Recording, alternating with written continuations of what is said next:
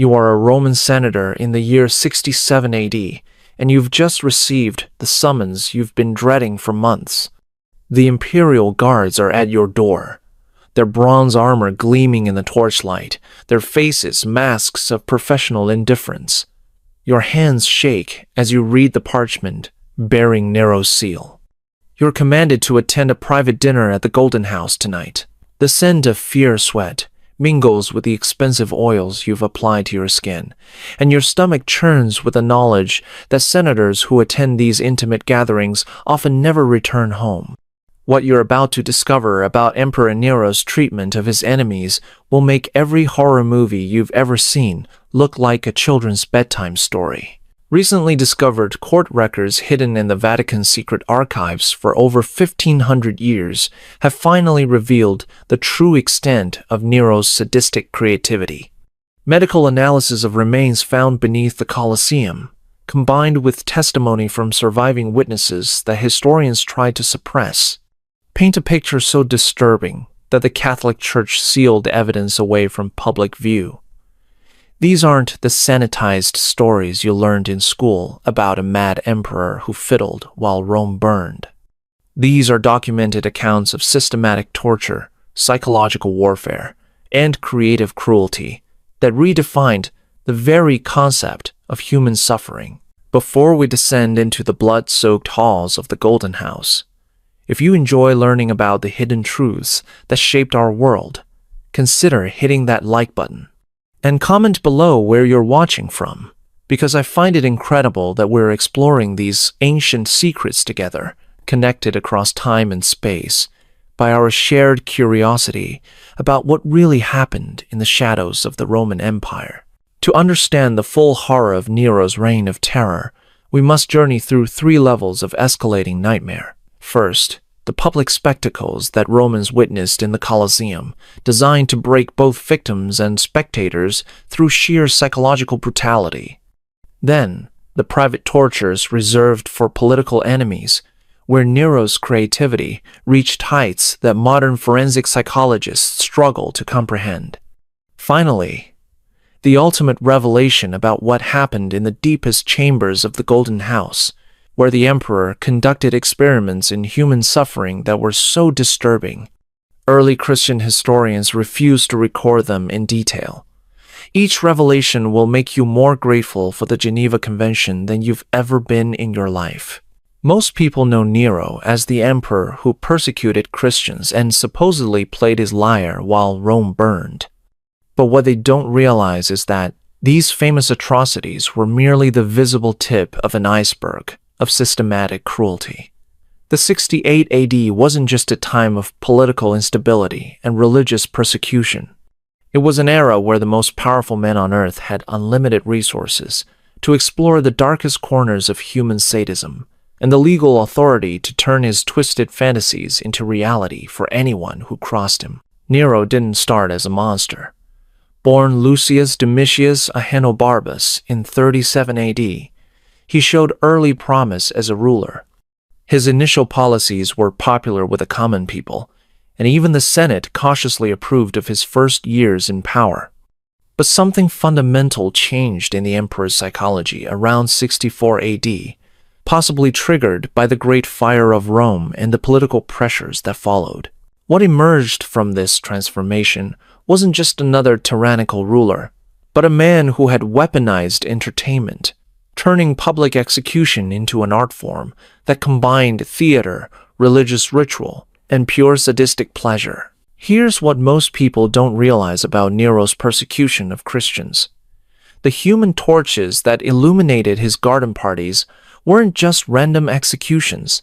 They were carefully choreographed performances designed to maximize both physical agony and psychological terror. Contemporary accounts describe how victims were tied to stakes, their bodies coated with pitch and oils that would burn slowly rather than quickly. The flames were designed to consume extremities first, keeping the victim conscious and screaming for as long as possible, while guests continued their dinner conversations just meters away. The choice of Christians for this particular torture wasn't random either. Nero understood that their religious beliefs made them expect martyrdom, so he created deaths that specifically mocked their faith in divine salvation. But the garden party torches were just the opening act. If you think burning people alive to provide dinner party lighting is disturbing, you're not prepared for what Nero did inside the Colosseum. The arena executions that Romans witnessed during Nero's reign represented a quantum leap in creative cruelty that transformed public entertainment into systematic psychological warfare against everyone present. The mythological reenactments were Nero's masterpiece of psychological terror. Victims weren't simply killed. They were forced to play specific roles in elaborate theatrical productions that ended in their real deaths. A man condemned for theft might be dressed as Icarus, fitted with wax wings, and thrown from a great height so the audience could watch him fall and die just like the mythological figure. Women accused of adultery were tied to wild bulls and dragged around the arena, recreating the myth of Pasiphae. The audience wasn't just watching an execution. They were witnessing the literal death of mythological characters they had grown up hearing about in stories. The true genius of this system was how it implicated the spectators in the cruelty.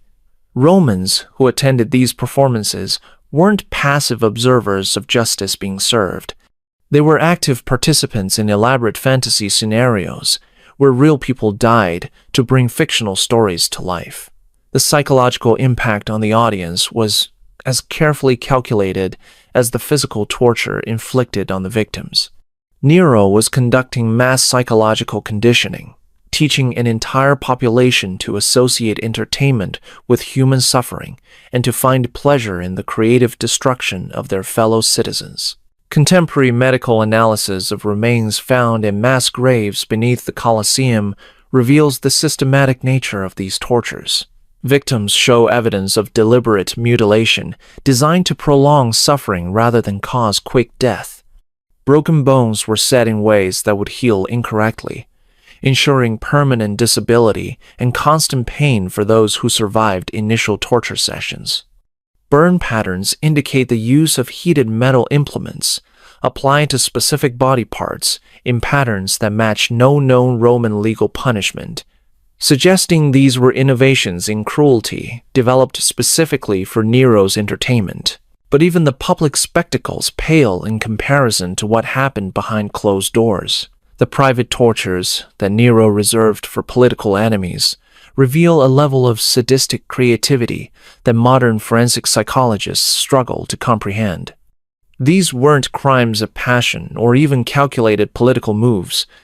They were methodical explorations of human suffering conducted by someone who had unlimited resources and absolute legal immunity. Let me tell you about Senator Marcus Flavius, a man whose crime was questioning Nero's artistic abilities during a Senate debate. Flavius was arrested in the middle of the night and taken to the Golden House, where he disappeared for 6 months before his body was found floating in the Tiber. The autopsy reports, recently discovered in church archives, reveal what happened during those missing months. Flavius had been kept alive through a series of progressively more severe tortures, each carefully designed to avoid causing death while maximizing psychological breakdown. His fingers had been broken and reset multiple times, creating permanent deformity but allowing the wounds to heal between sessions. His teeth had been systematically removed one by one over the course of weeks, with medical treatment provided to prevent infection and keep him conscious throughout the process. The most disturbing aspect of Flavius' case was the evidence of psychological torture that accompanied the physical abuse. Documents found in his cell show that Nero had forced him to write letters to his family describing fabricated sexual acts and political betrayals. These letters were then delivered to his wife and children, destroying his relationships and reputation while he was still alive to suffer the consequences. The emperor had turned torture into a form of psychological theater, where the victim was forced to participate in his own destruction. This brings us to the case that reveals the true depths of Nero's depravity. The story of Sporus represents not just individual cruelty, but a form of psychological warfare that modern psychologists recognize as among the most devastating forms of human abuse. Sporus was a young freedman, probably 14 or 15 years old, who caught Nero's attention because of his resemblance to the emperor's deceased wife, Poppaea Sabina. What Nero did to Sporus goes beyond simple sexual abuse into the realm of systematic identity destruction. The emperor had the boy castrated by imperial physicians, then forced him to undergo what can only be described as primitive gender reassignment surgery. This wasn't about sexual gratification. It was about the complete destruction of another human being's sense of self. Sporus was given a new name, Sabina, and forced to live as Nero's wife in elaborate wedding ceremonies that were witnessed by the entire imperial court. The psychological torture continued for over 2 years, during which Sporus was required to maintain the fiction that he was actually Poppaea reborn. Nero would have long conversations with him about memories that belonged to his dead wife, expecting responses that maintained the elaborate delusion. The young man became a living prisoner in a body that had been surgically altered to serve another person's fantasy, forced to perform a role that required him to deny his own existence every moment of every day. But here's what most people don't realize about the systematic nature of Nero's cruelty. The Sporus case wasn't an isolated incident of imperial madness. It was part of a broader program of psychological experimentation that the emperor conducted on dozens of victims over several years. Court records describe similar cases of forced gender transformation, identity destruction, and elaborate psychological manipulation performed on other young people who had attracted Nero's attention for various reasons. The international implications of Nero's behavior were becoming impossible for the Roman establishment to ignore. Foreign diplomats reported back to their governments about the emperor's public displays of cruelty, and several allied kingdoms began questioning whether they could maintain relationships with a ruler who had so obviously lost his grip on sanity. The Roman military, which depended on maintaining respect among conquered peoples, found their authority undermined by stories of their emperor's bizarre sexual and violent obsessions. The reality was even more horrifying than foreign governments suspected. Recent archaeological excavations beneath the Golden House have uncovered chambers that can only be described as torture laboratories. These rooms contained specialized equipment for inflicting pain, medical instruments for keeping victims alive during extended torture sessions, and elaborate mechanisms for restraining people in specific positions for weeks or months at a time.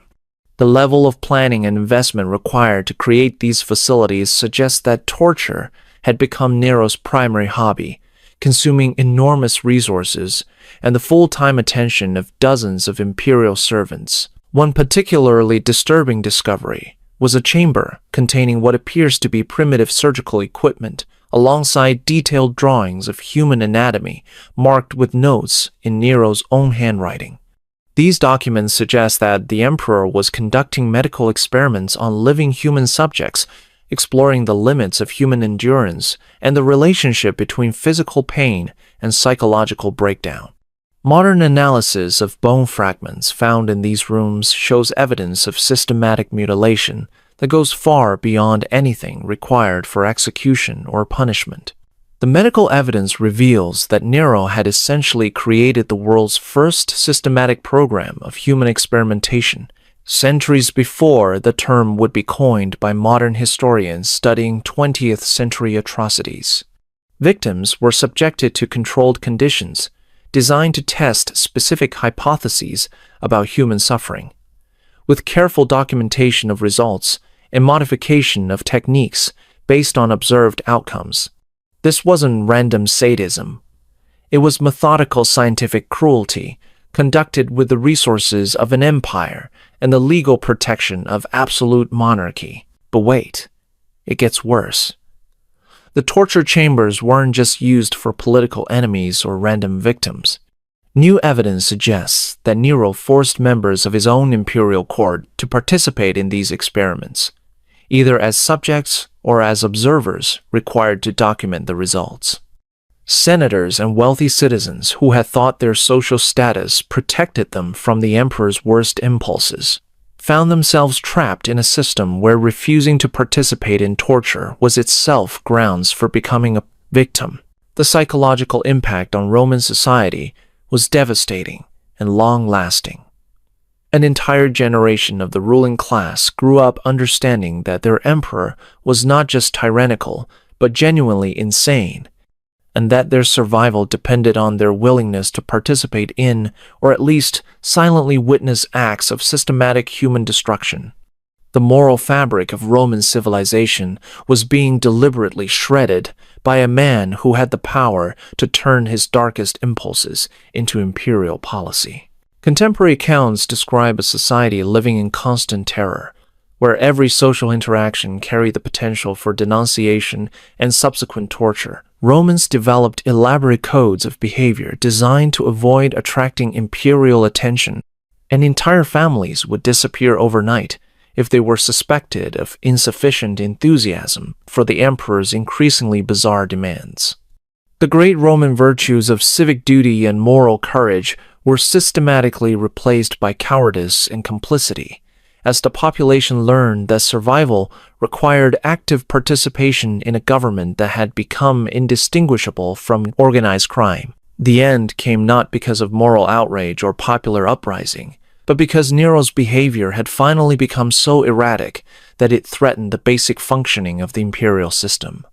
The Roman military, which depended on disciplined hierarchy and predictable command structures, could no longer operate effectively under a leader whose orders changed based on psychotic whims rather than strategic necessity. When rebellion finally broke out in 68 AD, it was led not by moral reformers but by pragmatic generals who understood that the empire itself would collapse unless the emperor was removed. The international community had been watching Rome's descent into madness with a mixture of fascination and horror. Egyptian, Greek, and Germanic diplomatic correspondence from this period reveals that foreign powers were actively planning for the eventual collapse of Roman government, recognizing that Nero's personal dysfunction made stable international relations impossible. Some nations began secretly supporting independence movements within Roman territories, calculating that the fragmentation of the empire would be preferable to its continued rule by an unstable madman. Even as rebellion closed in around him, Nero continued his torture experiments until the very end. The final victims found in the Golden House show evidence of mutilation that occurred within days of the emperor's death, suggesting that he was conducting torture sessions even as his government collapsed around him.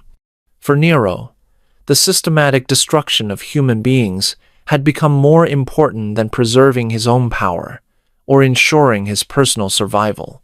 When word came that enemies were marching on Rome, Nero's final hours revealed a true cowardice beneath his sadistic exterior. The man who had inflicted unimaginable suffering on thousands of victims spent his last night weeping and begging his servants to kill him because he lacked the courage to commit suicide himself. He died as he had lived, as a pathetic creature whose power had amplified his personal inadequacies into catastrophes that consumed everyone around him. The discovery of Nero's torture chambers in recent archaeological excavations has forced historians to completely revise their understanding of his reign. What previous generations of scholars had dismissed as exaggerated propaganda from hostile sources turns out to have been, if anything, understated descriptions of systematic atrocities that exceeded even the darkest accusations made by contemporary critics. But here's the truly disturbing part about Nero's legacy. The techniques he developed for combining physical torture with psychological manipulation became templates that would be copied by later tyrants throughout history.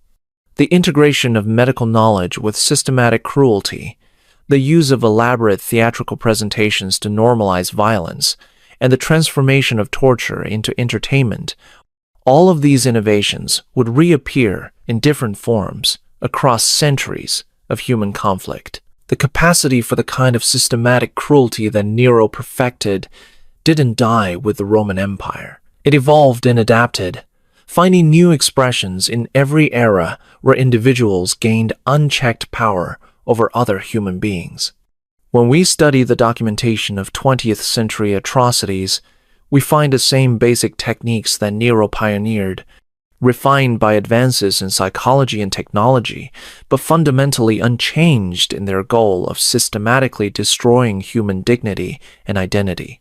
What makes Nero's crimes particularly relevant to our modern world is how they demonstrate the speed with which civilized society can collapse when basic moral boundaries are abandoned by those in power. Rome was the most sophisticated civilization in human history up to that point. With advanced legal systems, philosophical traditions, and cultural achievements that we still admire today. Yet all of this progress meant nothing when a single individual with unlimited power decided that other people existed solely for his entertainment. The warning signs that enable Nero's rise to unchecked tyranny are visible in every political system where power becomes concentrated in individual hands without effective oversight or restraint. The Roman Senate's gradual surrender of authority to imperial whim, the military's transformation from citizen protectors to personal enforcers, and the population's acceptance of increasing levels of normalized violence all represent institutional failures that have been repeated throughout history whenever societies prioritize stability over accountability. Remember that Roman senator from our opening, standing at his door in 67 AD as imperial guards delivered Nero's summons. Now you understand what he was really facing. Those bronze-armored figures weren't just delivering a dinner invitation.